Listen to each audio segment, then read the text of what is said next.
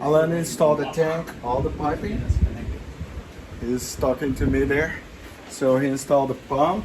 We bought this huge pump. I just finished the gas connection, tested with soap.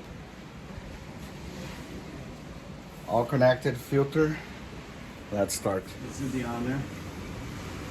Hope it doesn't explode on me.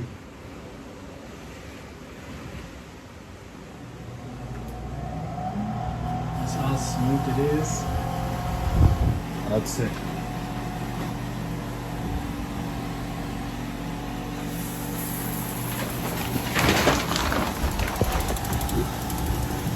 He turned it on! He turned it on! Ah, we have hot water! Woo!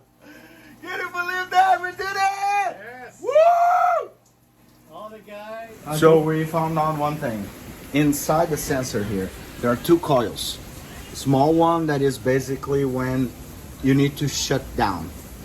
So as you put pressure in that coil, more you keep working the pump when the pressure is high. So you need to be careful, you don't want that.